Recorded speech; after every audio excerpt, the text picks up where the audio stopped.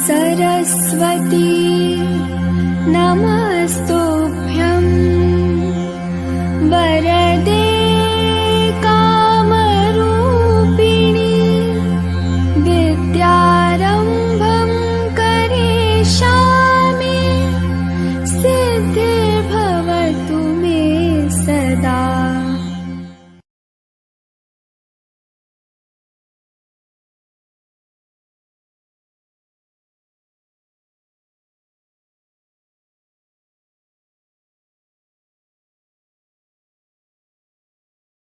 Hi everyone, आज हम geography की पहला चैप्टर पढ़ने जा रहे हैं। तो चलिए मैं कुछ अपना इंट्रोडक्शन देता हूँ कि कैसे आज हम क्या पढ़ेंगे। पहले तो मैं बता दूं कि आज हम ज्योग्राफी का जो पहला चैप्टर पढ़ेंगे, आप वीडियो को अंत तक देखें। ठीक, वीडियो को अंत तक देखने पे आपका जो ये पहला चैप्टर है ना, एक ही वीडियो पूरा कंप्लीट है। ठीक, हल्के फुल्के जो अपवादित क्वेश्चन बच जाएंगे, अगर बच जाते हैं तो, वैसे तो मैं पूरा बना रहा हूँ, एक भी नहीं बचेगा। अगर बच जाते हैं अपवादित क्वेश्चन तो आपको ग्रुप में मिल जाएंगे। ठीक है, आप हमारे ग्रुप से जुड़ जाए। और मैंने पहले ही बताया कि आपको एक ग्रुप से जुड़ने के लिए क्या करना है। एक बार मैं दोहराता हूँ, ठीक, क्योंकि आदत बन गई है ना दोहराने की, कि आप लोग ग्रुप में जुड़े ज्यादा से ज्यादा सब्सक्राइब करें, लाइक एंड शेयर करें। ठीक, तो देखिए, आपको मेरे ग्रुप में जुड़ने के लिए आपको मेरे 94,500 79,506 इस नंबर पे हाई लिख के सेंड करना है। हाई लिख के सेंड करेंगे, आप पे लिंक जाएगी, आप लिंक पे क्लिक करें और हमारे व्हाट्सएप ग्रुप पे जुड़ जाएं। ठीक, हमारे व्हाट्सएप ग्रुप पे आपको सब कुछ मिलता है, जो भी है, audio materials, video materials, daily notes, ठीक है, PDF materials, mock test, mind maps, सब कुछ A to Z जो आप किसी साइट पे सर्च करेंगे, सर्च करके इकट्ठा करेंगे, वो हमारे व्हाट्सएप पे सब कुछ है, अवेलेबल है। आपको कोई साइट या फिर कोई ब्लॉगर्स आपको नहीं पढ़ने हैं। जो भी इंडिया में चल रहा है, वो चाहे वो इंटरनेशनल रिलेशन से हो, चाहे फिर वो नेशनल पे हो, मतलब जो भी मुद्दा है वो सब के सब आपको मिल रहा है। और आपकी पूरी तैयारी, जो कि हमें जो कि तैयारी के भी तत्व है ना, वो हम पूरे तरीके से आपके लिए उपलब्ध कराए जा रहे हैं और हमारे ग्रुप में आ रहा है। तो फटाफट मैसेज करें और हमारे ग्रुप से जुड़े। चलिए, तो मैं शुरू करता हूँ अपनी ज्योग्राफी का पहला चैप्टर। ठीक है, तो देखिए, हम ज्योग्राफी में दो पार्ट पढ़ेंगे। ठीक है, ज्योग्राफी में दो पार्ट पढ़ेंगे। एक पार्ट में हम पढ़ेंगे जिसमें हम केवल और केवल इंडिया का जो भी ज्योग्राफी, इंडिया का भूगोल वो पढ़ेंगे, और दूसरे में क्या पढ़ेंगे, जो भी विश्व का है। ठीक, तो एक विश्व का भूगोल और एक भारत का भूगोल, हम दो नोट्स बना लेंगे। ठीक है, या आप पे एक ही नोट्स में आधे में विश्व का भूगोल, आधे में भारत का भूगोल, ऐसे कर सकते हैं, या पहले भारत का भूगोल कर सकते हैं या फिर बाद में विश्व का भूगोल कर सकते हैं, आपकी जैसी इच्छा है। अभी तो रफ लेके बैठे और पेन लेके बैठे, जो मैं बता रहा हूं उसको नोट्स करते जाए। ठीक, तो चलिए, मैं भारत का भूगोल पढ़ाने जा रहा हूं। अब भारत के भूगोल में हमारा पहला चैप्टर है भारत का परिचय। भारत का परिचय, ठीक है, भारत का परिचय, आप हेडिंग डाल लें भारत का परिचय। अब भारत के परिचय में मेरा जो पहला टॉपिक है, मतलब मेरा एक एक टॉपिक, आप जैसे मैं बताते आ रहा हूं वैसे आप नोट्स बनाएं, और ये नोट्स आपको हमेशा काम देंगी। आप किसी भी किताबों से टैली कर सकते हैं, कुछ अंतर तो मिलेगा नहीं, और जहां तक कि मेरा प्रयास है, मैं आपको बेस्ट ही दे रहा हूं। ठीक, तो ये भारत का परिचय, इसमें पहला टॉपिक है हमारा, जो पहले टॉपिक का नाम क्या है, नामकरण। ठीक है, पहले टॉपिक का नाम लिखेंगे आप, नामकरण। अब देखिए, नामकरण में क्या होता है। नामकरण में बता दूं कि हमें इंडिया के जो भी नाम्स हैं, कि वो एक टाइम पे हिंदुस्तान कहा गया, एक टाइम पे हिंद कहा गया, एक टाइम पे आर्यवर्त कहा गया, भारत कहा गया, ठीक है, इंडिया कहा गया, वो कैसे कैसे पड़ा, ठीक है, ये मैं बताने आ रहा हूं आपको। तो हम नामकरण में पहले नंबर 1 पे लिखेंगे भारत। ठीक है, नंबर 1 पे लिखेंगे भारत। अब भारत का नामकरण कैसे होता है, देखिए, पुराणों में हमें ये मिलता है कि उस जमाने में जब वैदिक सभ्यताएं थी, या उसके थोड़ा और पहले में क्या होता है, हमें दो नाम मिलते हैं। एक मिलता है राजा दुष्यंत और एक उनकी पत्नी शकुंतला। तो राजा दुष्यंत और उनकी पत्नी शकुंतला का एक, मतलब शकुंतला जी के एक लड़के रहते हैं जिनका नाम रहता है भरत। ठीक, जिनका नाम रहता है भरत, और इन्हीं के नाम पर भारत का नामकरण होता है। ठीक है, पहला नाम तो ये हो गया, भारत का नाम कैसे पड़ा, दुष्यंत के पुत्र और शकुंतला देवी के पुत्र के नाम पर। ठीक है, नंबर दूसरा आते हैं, नंबर दूसरा में आते हैं।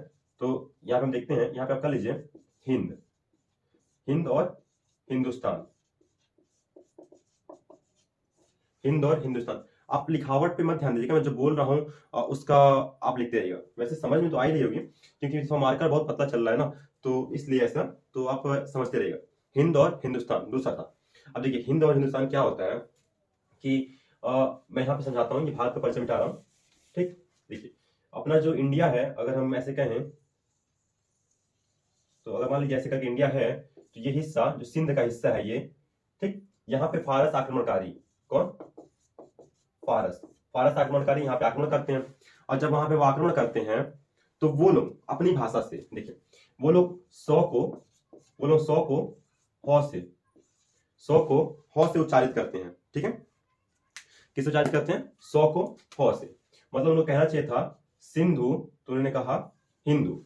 उनको कहना था सिंध का क्षेत्र, तो उन्होंने कहा हिंद का क्षेत्र। ठीक है, तो इस प्रकार जो सिंध था, मतलब सिंध वाला जो क्षेत्र था सिंध, वो क्या कहला गया, हिंद कहला गया।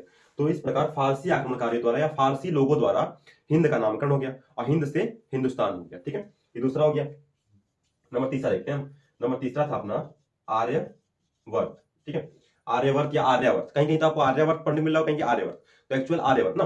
तो आर्यवर्त क्या होता है, देखिए जब हमारी वैदिक सभ्यता आती है तो वैदिक सभ्यता में क्या होता है कि वैदिक सभ्यता में आर्य आते हैं। ठीक, मैं आर्य पे की वीडियो बताऊंगा हिस्ट्री में। ठीक है, हिस्ट्री में ही पढ़ा रहा हूं। तो आर्य जो हमारे मैक्स मूलर साहब हैं, तो मैक्स मूलर जी ने ये कहा, उनका तर्क सर्वमान्य है, उन्होंने कहा है कि आर्य मध्य एशिया के अल्पास पर्वत से आते हैं। ठीक है, तो जब आर्य आते हैं तो एक वो तो पशुपालक थे, ठीक है, चारावाहक थे, आते हैं धीरे धीरे इंडिया में बस जाते हैं। जब हमारा उत्तर वैदिक काल आता है ना तो संपूर्ण इंडिया तक बस जाते हैं।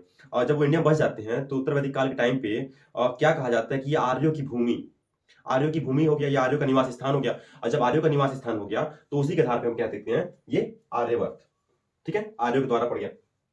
नंबर चौथा आते हैं। नंबर चौथा क्या है, इंडिया। अब देखिए इंडिया जो, यही जो सिंधु नदी थी ना, यहीं पे एक नदी है सिंधु नदी। सिंधु नदी, अभी देखिए सिंध के क्षेत्र पे हम बनाए हैं हिंद को, ठीक, और यहीं पे एक नदी है सिंधु नदी, जिसकी इंग्लिश नाम है इंडस रिवर। इसका इंग्लिश में नाम क्या होता है, इंडस रिवर।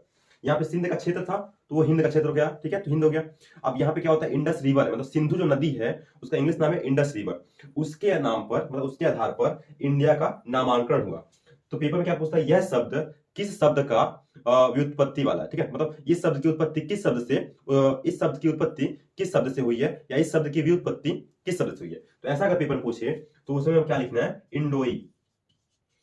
इंडिया शब्द यूनानी भाषा की इंडोई शब्द का रूपांतरण है। ठीक है, या व्युत्पत्ति वाला है।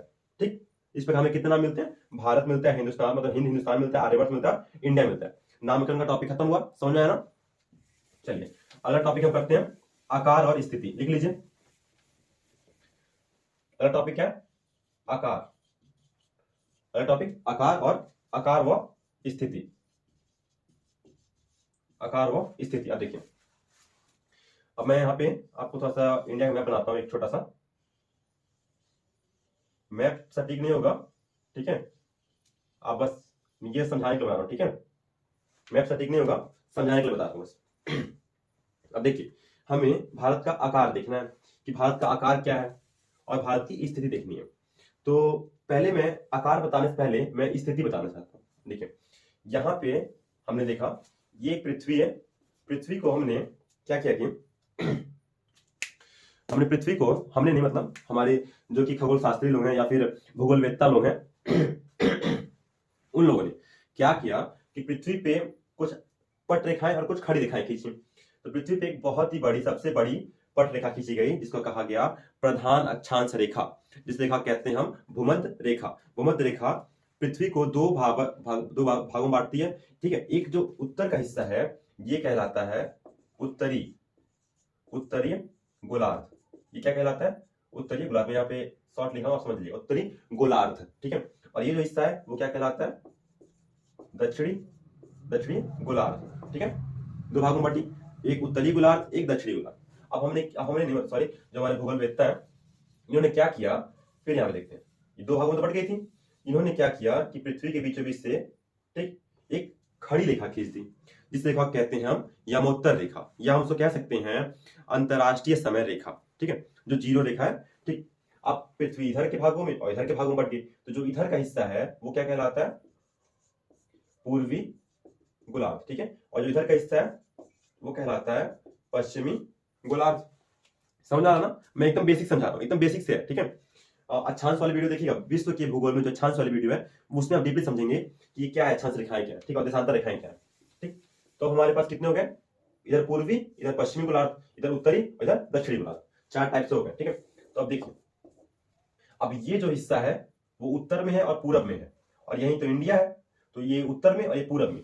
तो पेपर पूछता है कि इंडिया किस गोलार्ध में स्थित है, तो कहां स्थित है, उत्तर पूर्वी गोलार्ध में स्थित है। जैसे मैं बता रहा हूं वैसे आप लिखते जाए, ठीक है।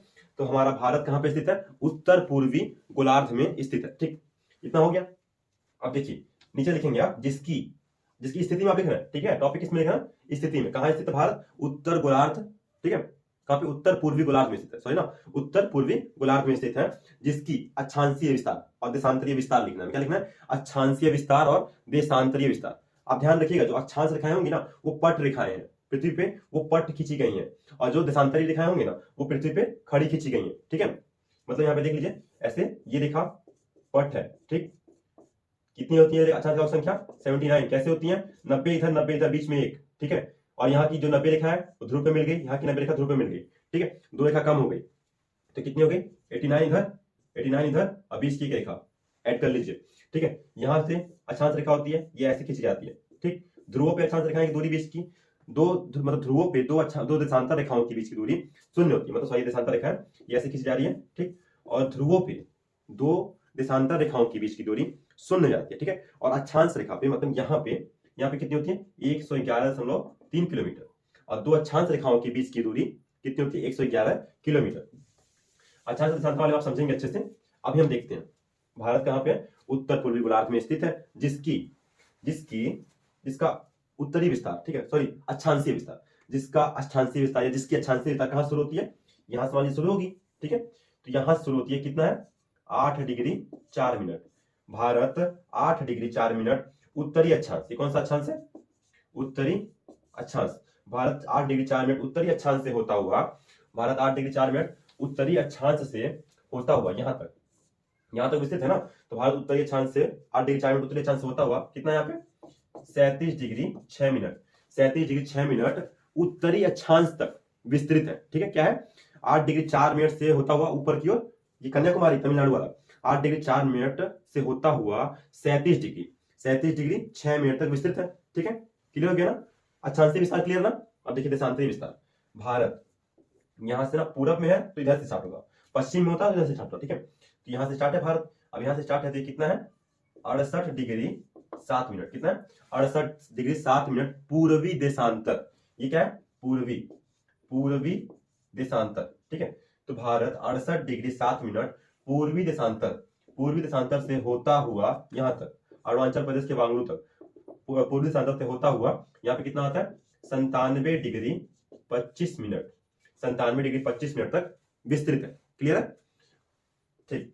देशांतर साइड और देखें, भारत 68 डिग्री 7 मिनट पूर्वी देशांतर से होता हुआ 97 डिग्री 25 मिनट पूर्वी देशांतर तक विस्तृत है। अक्षांशीय विस्तार और देशांतरीय विस्तार आपको समझ में आ गया ना।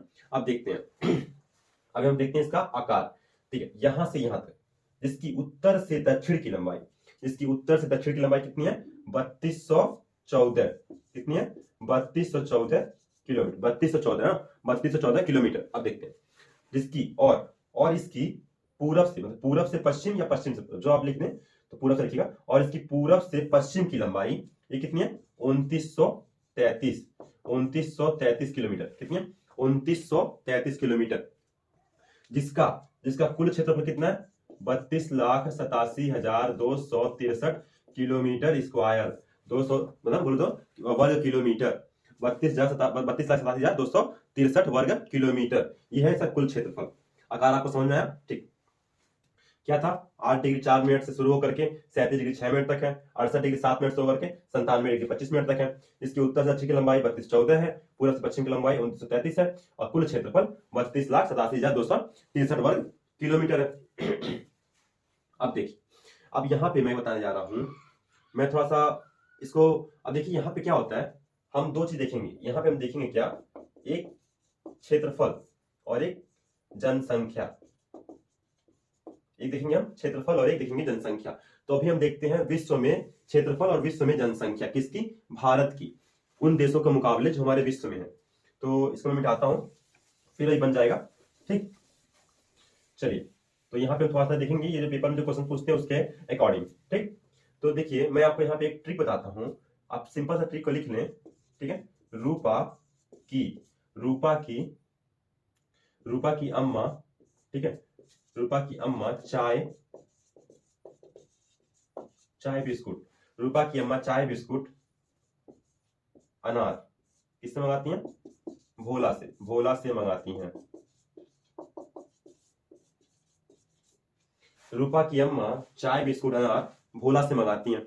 अब ध्यान दीजिए ये क्या है, ये क्षेत्रफल की दृष्टि में शीर्ष 7वें, मतलब शीर्ष के 7 देश हैं। कौन से देश हैं? शीर्ष के 7 देश, मतलब 1 से लेकर के 7 देश हैं, और 7वें नंबर पे ही हमारा आता है भारत। तो हम कह सकते हैं कि क्षेत्रफल की दृष्टि से भारत का विश्व में 7वां स्थान है। पहले स्थान पे कौन है? रूस, ट्रिक से याद रखें, रूस। दूसरे स्थान पे कौन है? कनाडा। ठीक है, तीसरे स्थान पे कौन है? अमेरिका। ठीक, चौथे क्या हो जाएगा? चीन। ठीक, ये क्या है? ब्रिटेन। ठीक है, ऐसे आप लिखें, ब्रिटेन। अनार से क्या हो जाएगा? ऑस्ट्रेलिया। ठीक है, और ये भोला से भारत। क्लियर है? रूपा की अम्मा चाय बिस्कुट अनार भोला से मंगाती हैं। ठीक है, ट्रिक आप अपने से बना सकते हैं, ये तो मैंने बनाया है, आपको जैसा लगे। एक जिज्ञासु प्रवृत्ति अपने अंदर खोजें। ठीक है, आप में सारी शक्तियां नहीं थे, जैसे हम कहते हैं ना, हमारे बहुत सारे जो भी वो थे विद्वान थे पुराने जमाने के, जैसे हम महात्मा गांधी को ले लें, स्वामी विवेकानंद को ले लें, इन लोगों का कहना क्या था कि मनुष्य के शरीर में सारी जो शक्तियां हैं ना, सारी जो ज्ञान है ना, वो विद्यमान है पहले से। ठीक, बस हमें इसको एक निकालना रहता है। आप निकालिए अपनी शक्तियों को, अपने ज्ञान को बाहर निकालिए। ठीक है, एक बार चुटकुला सुनाता हूँ, थोड़ा याद आ गया ना तो मैं सुना दूं। तो देखिए एक बार होता क्या है ना कि सर से पढ़ा रहे थे, अब सर पढ़ा रहे थे, एक बच्चा, पप्पू नाम का बच्चा बैठा है, कुछ प्रश्न कर लिया है, सोच ही रहा है, सोचे जा रहा। टीचर सोचते हैं बच्चा सोच क्या रहा है, कितनी देर से सोच रहा है, लगता है बहुत ही ज्यादा कंफ्यूजन वाला क्वेश्चन है क्या। बच्चे सर जाते हैं बच्चे के पास, बोलते हैं, और पप्पू क्या कर रहे हो बाबू, इतने देर से तुम सोचे जा रहे हो, क्या सोच रहे हो, पेपर नहीं बन रहा है क्या? तो कह रहा है ना, पप्पू बोलता है, सर मैं सोच रहा हूँ ना कि प्रश्न नंबर 5 का जो चिट है ना किस जेब में रखा हूँ। तो बस ये हल्का फुल्का कॉमेडी से ना, बोरिंग ना महसूस हो। ठीक है, तो ये याद रखिए ट्रिक आपको, रूपा की अम्मा चाय बिस्कुट अनार भोला से मंगाती है। एकदम सिंपल सा ट्रिक है, ललन टॉप टिप है। ठीक है, इसको मिटाते हैं। अब देखिए ये तो था क्षेत्रफल। जनसंख्या में क्या है? जनसंख्या में भारत दूसरे स्थान पे है। ठीक है, पहले स्थान पे कौन है? चीन। पहले स्थान पे चीन है, और जनसंख्या में भारत है दूसरे स्थान पे। ये तो हो गया। अब यहाँ पे हम आते हैं, यहाँ पे पास देखते क्या है कि अब हमारे जो कि राज्य है, ठीक, इंडिया में, ये तो विश्व में था, अब हम देखेंगे इंडिया में देखेंगे क्षेत्रफल से। तो क्षेत्रफल की दृष्टि से सबसे बड़ा राज्य कौन सा है? राजस्थान। ठीक है, सबसे बड़ा स्थान कौन है? राजस्थान। और दूसरा सबसे छोटा राज्य कौन सा है? गोवा। ठीक, और जनसंख्या से, ये तो क्षेत्रफल में, जनसंख्या से क्या है? उत्तर प्रदेश। और सबसे छोटा क्या है? सबसे जनसंख्या की दृष्टि से सबसे छोटा राज्य कौन सा है? सिक्किम। याद रखिएगा, सिक्किम। कौन सा राज्य है? सिक्किम। मार्कर थोड़ा सा बहुत ही डीम है। ठीक है, बहुत ही डल है, सही चल नहीं रहा, फिर मैं बोल रहा हूं ना, आप उसे समझते रहे। ठीक, क्षेत्रफल दृष्टि से सबसे बड़ा राज्य राजस्थान, सबसे छोटा राज्य गोवा। जनसंख्या की दृष्टि से सबसे बड़ा राज्य उत्तर प्रदेश, सबसे छोटा राज्य सिक्किम। इतना तो हो गया। अब देखेंगे यहाँ पे, ये तो राज्य थे, अब हम यहाँ थोड़ा सा लिख लेंगे क्या? केंद्र शासित प्रदेश। केंद्र शासित प्रदेश ना, देखिए अब यहाँ पे हम देखते हैं क्या है। केंद्र शासित प्रदेश में क्षेत्रफल की दृष्टि से सबसे बड़ा केंद्र शासित प्रदेश कौन सा है? अंडमान निकोबार। अंडमान निकोबार द्वीप समूह। ठीक है, सबसे छोटा क्या है? अगर हम देखें तो सबसे छोटा कौन सा देश होगा बताइए? कल्पना कीजिए, इधर अंडमान निकोबार है, तो सबसे छोटा क्या है? लक्षद्वीप। लक्षद्वीप क्षेत्रफल दृष्टि सबसे बड़ा केंद्र शासित प्रदेश अंडमान निकोबार, और जनसंख्या की दृष्टि से क्षेत्रफल की दृष्टि से सबसे छोटा जो केंद्र शासित प्रदेश है वो कौन सा है? लक्षद्वीप। जनसंख्या देखते हैं, जनसंख्या की दृष्टि से सबसे बड़ा केंद्र शासित प्रदेश कौन सा है? गैस करिए। राजधानी दिल्ली। ठीक है, और सबसे छोटा वही है लक्षद्वीप। ठीक है, इतना क्लियर हो गया ना? क्षेत्रफल दृष्टि से और जनसंख्या की दृष्टि से। ठीक है, मिटाते हैं इसको।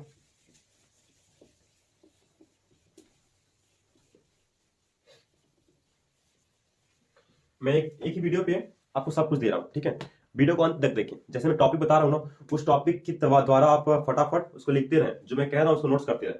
ठीक है, अगला हम देखेंगे, अगला टॉपिक आप लिखेंगे रेखा, ठीक है, या रेखाएं। ठीक, आप लिखेंगे रेखाएं। ठीक, अब इन रेखाओं में देखिए, पहला में कुछ रेखा मिलेगी। पहली हम लिखेंगे आप मुख्य रेखा। ठीक, मुख्य रेखा। ठीक है, ये टॉपिक डाल लीजिए मुख्य रेखा की। मुख्य टॉपिक है ना। अब मुख्य रेखा में सबसे पहले आप लिखेंगे कर्क रेखा।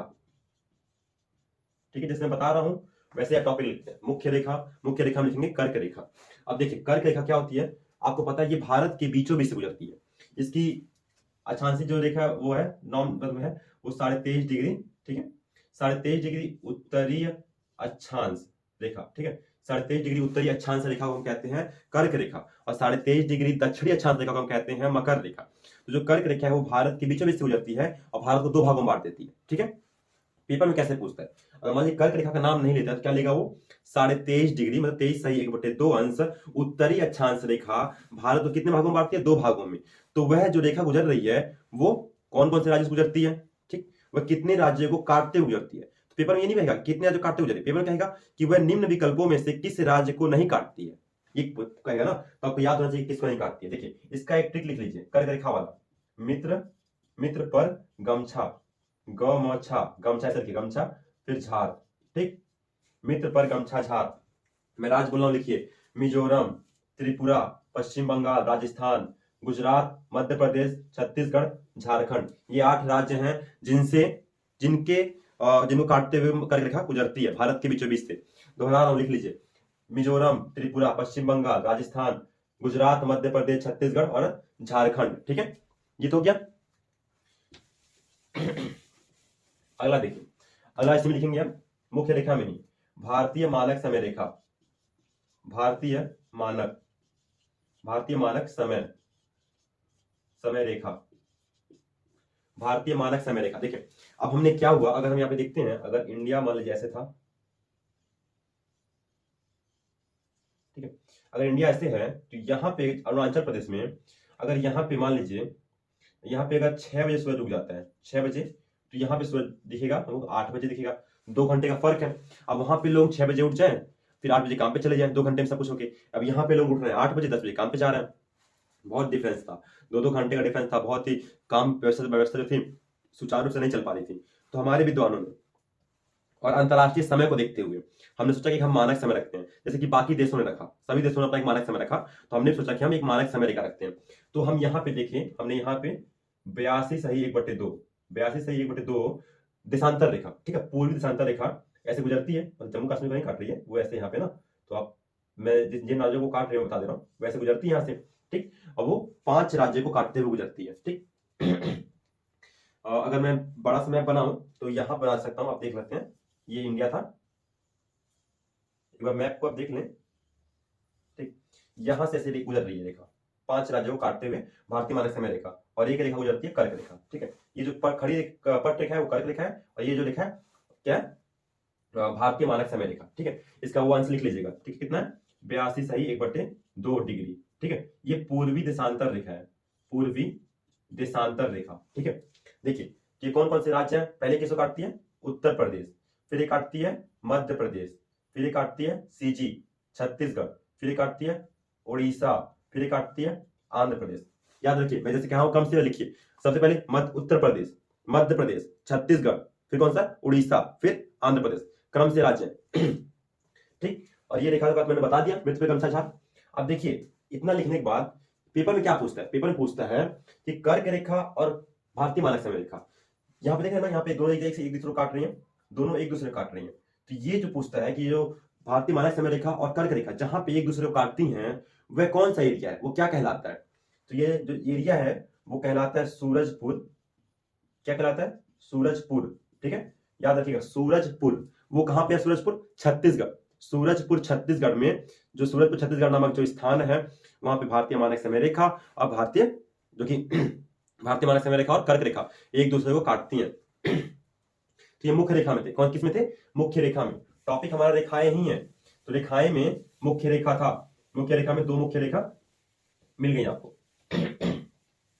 अब देखिए, अब आपको लिखना है, क्या है इसमें? इसमें जो दूसरा टॉपिक है वो है विभाजक रेखा। विभाजक रेखा, विभाजक रेखा, ठीक है। नंबर 1 लिखेंगे हम रेड क्लिफ रेखा। रेड क्लिफ रेखा, आपको पता ही है, रेड मतलब लाल, खतरे का संकेत मतलब पाकिस्तान। तो भारत और पाकिस्तान के बीच, मतलब भारत और पाकिस्तान के बीच जो रेखा है वो रेखा कहलाती है रेड क्लिफ रेखा। नंबर 2 मैकमोहन रेखा। कौन सी रेखा? मैकमोहन रेखा। तो मैकमोहन रेखा कौन सी रेखा है? ये रेखा काटती है, मतलब सॉरी, बांटती है इंडिया और चाइना को। ठीक है। एक रेखा और है, लिखिए, डुरंड रेखा। जब पाकिस्तान आजाद नहीं हुआ था, मतलब पाकिस्तान हमसे बंटवारा नहीं हुआ था ना, सब जब एक में थे, अंग्रेजों का शासन था, तब ये पाकिस्तान जो अभी वर्तमान का पाकिस्तान है उस समय का इंडिया था, तो ये उन दोनों के बीच में थी, अफगानिस्तान और पाकिस्तान, मतलब इंडिया के बीच में। अब ये कहां पे है? अफगानिस्तान और पाकिस्तान को बांट रही है, ठीक है। तो रेखा कहां पे है? अफगानिस्तान और पाकिस्तान को बांटती है। विभाजक रेखा में कितनी मिली? रेड क्लिफ रेखा, मैकमोहन रेखा और डुरंड रेखा, कितनी विभाजक रेखाएं मिल गई? रेड क्लिफ किसको बांटती है? इंडिया पाकिस्तान को। मैकमोहन किसको बांटती है? इंडिया चाइना को। डुरंड किसको बांटती है? मतलब विभाजित करती है अफगानिस्तान और पाकिस्तान को, ठीक है। इतना हो जाने के बाद आपको थोड़ा सा कुछ इसी में लिखना है, जो विभाजक रेखाएं है ना, तो यहां पे आप लिखेंगे, चलिए अगला टॉपिक ध्यान दीजिए, इसमें मत करिए कुछ, अब बस यहां पे करिए विभाजक संधियां कर लीजिए, या सिंपल से कर लीजिए जल संधियां, ठीक है। हेडिंग डालिए जल संधियां। देखिए क्या होता है। जल संधियां कई है, मैं बता रहा हूं पहले क्या है। सबसे पहले आपको नंबर 1 पे लिखना है पाक जल डमरू मध्य। पाक जल डमरू मध्य, इतना लिख लीजिए। ये देखिए, ये क्या है? ये रेखा, सॉरी, ये जो जल संधि है वो है इंडिया और श्रीलंका के बीच। नंबर 2 लिखिए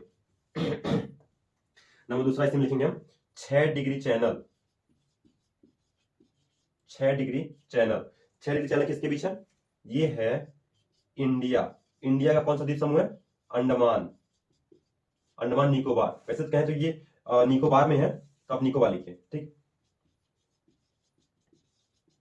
निकोबार और इधर क्या है? सुमात्रा द्वीप समूह है, वो किसका हिस्सा है? इंडोनेशिया किसका वो समूह हिस्सा है? इंडोनेशिया को। तो 6 डिग्री चैनल किसको बांटता है, विभाजित करता है? निकोबार को, मतलब इंडिया, और किसको? सुमात्रा। निकोबार द्वीप समूह और सुमात्रा द्वीप समूह के बीच जो जल संधि है वो कहलाती है 6 डिग्री चैनल, और इसी को कहते हैं ग्रेट चैनल। इसको एक और नाम से कहते हैं ग्रेट चैनल, ठीक है। इसको एक नाम और है, इसका हम कहते हैं ग्रेट चैनल। उसके नीचे लिखिए 10 डिग्री चैनल, ठीक है। नीचे लिखिए 10 डिग्री चैनल। अब देखिए 10 डिग्री चैनल क्या है? ये तो इंडिया का ही है। 10 डिग्री चैनल अंडमान और निकोबार के बीच में है। 10 डिग्री चैनल, मैं ऊपर से मिटा रहा हूं, लिखते हैं इसमें, ठीक। अगला लिखेंगे कोका संधि। ये कौन सा है? कोका द्वीप और इंडिया के बीच। कोका द्वीप कौन सा है? म्यांमार का द्वीप है, ठीक है। कोका द्वीप किसका है? म्यांमार का, ठीक है। कोका संधि। अब इधर आते हैं, ठीक है। इधर लिखिए आप 8 डिग्री चैनल। अगला लिखिए 8 डिग्री चैनल। ये होता है कितना है? 5वां। अभी देखिए, ये बांटता है मिनिकॉय और मालदीव को, ठीक है। मिनिकॉय द्वीप इंडिया, ठीक, और किसको बांटता है? मालदीव, ठीक है। मिनिकॉय द्वीप और मालदीव को बांटता है, ठीक। अगला लिखिए 6वां 9 डिग्री चैनल। ये किसको बांटता है? लक्षद्वीप और मिनिकॉय,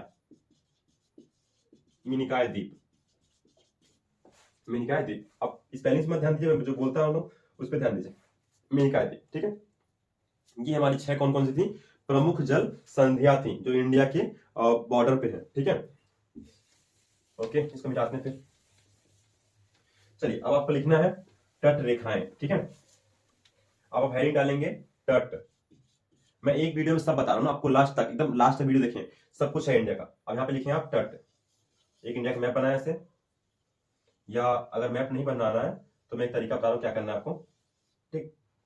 एक तरीका क्या करना है, एक तरफ लिखना है राज्य और दूसरी तरफ लिखना है तट, ठीक है। यहां से शुरू करते हैं हम।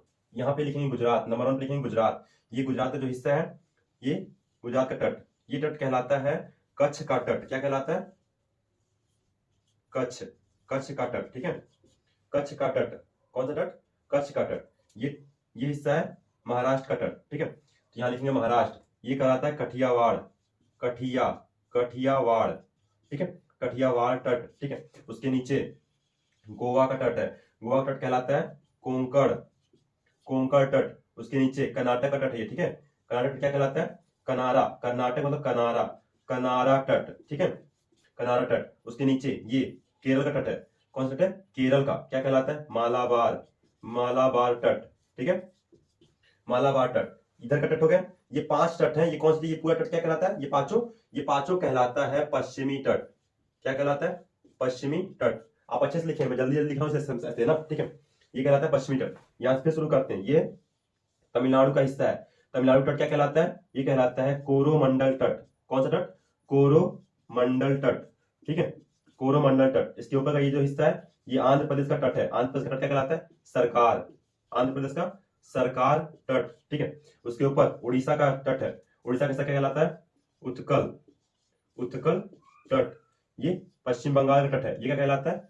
वेंगा, वेंगा तट, ठीक है। क्या कहलाता है? वेंगा तट। एक मिनट ना, जस्ट अ सेकेंड।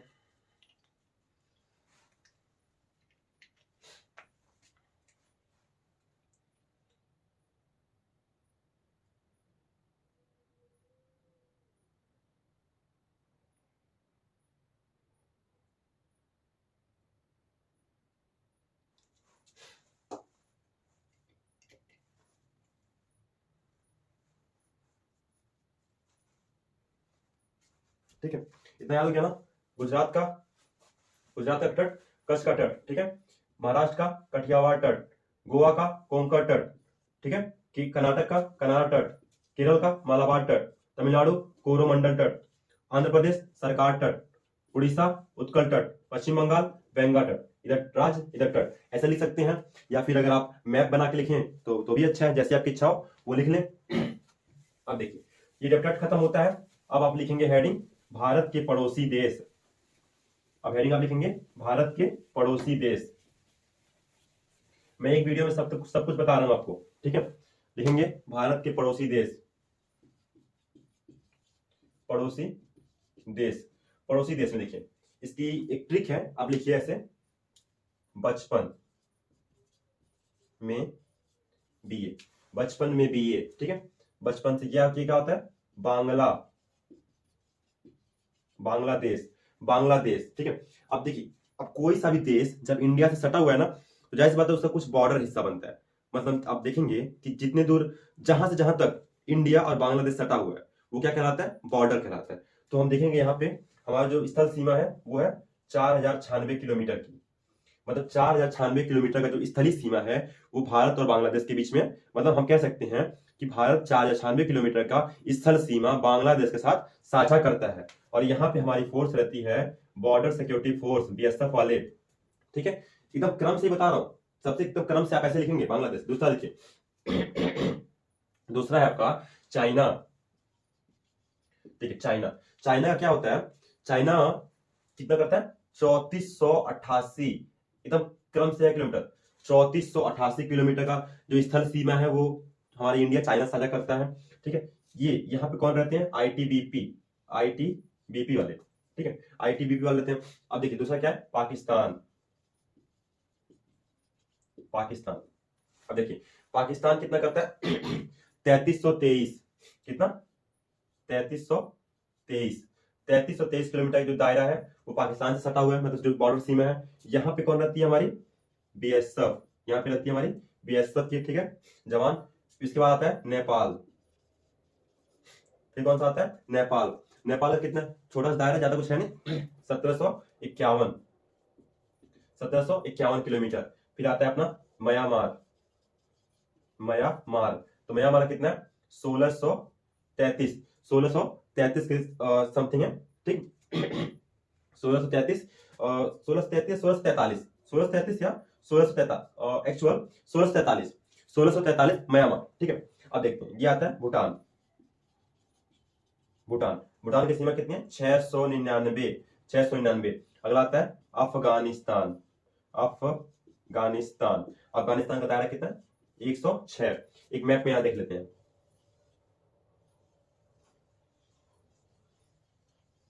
देखते हैं।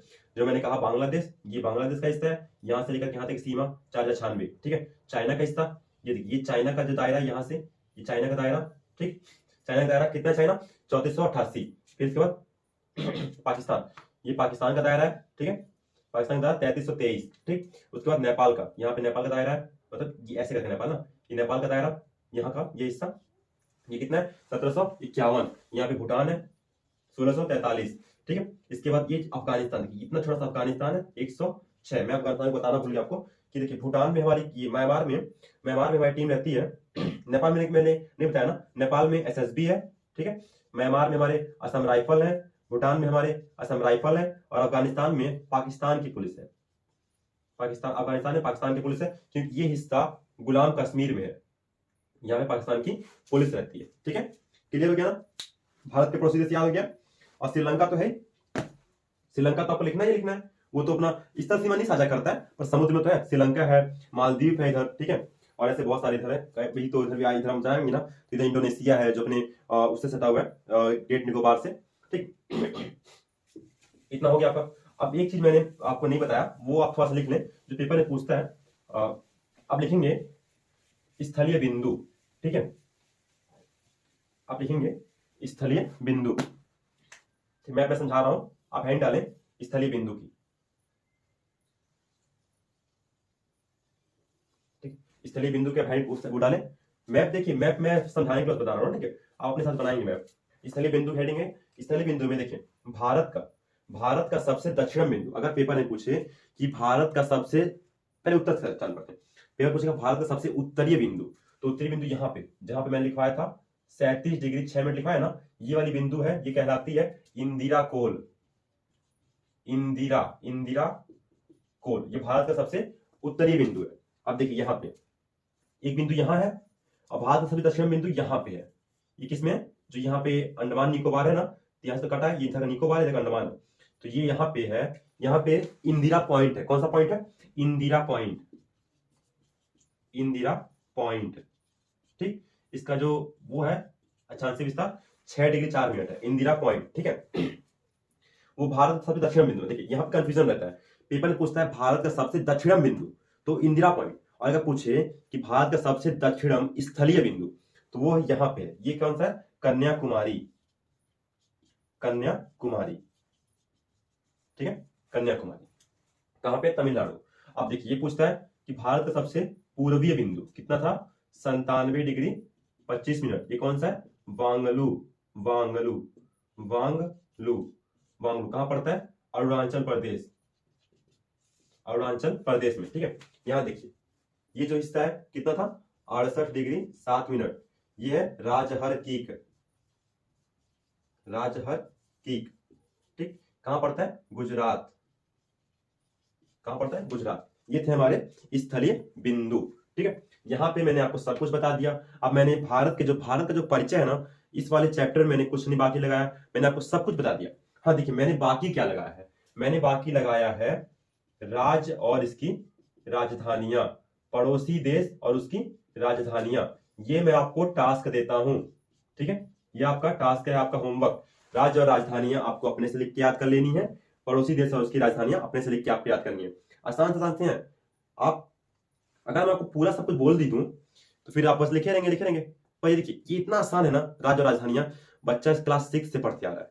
आपको तो पता ही होगा ना, उस छोटे वाले में एक नहीं जीके आती है हमारी, 5 रुपए की उस समय जीके थी, सारी की सारी राज्य और राजधानी आते हैं उसमें। तो ये राज्य और राजधानियां आपको लिखने हैं, ठीक है, याद होने चाहिए, ना लिखें तो भी याद होने चाहिए, ठीक। और पड़ोसी देश और उसकी राजधानियां, ये तो छोटे छोटे से एकदम आसान से आपको याद हो जानी चाहिए, ठीक है। तो भारत के परिचय पे आपका पूरा टॉपिक खत्म होता है, ठीक। एक बार मैं फिर कहूंगा आपको, मेरी तो आदत ही बन गई है यही कहने की कि आप मेरे चैनल को लाइक एंड सब्सक्राइब करें और जितना हो सके उतना शेयर करें, ठीक।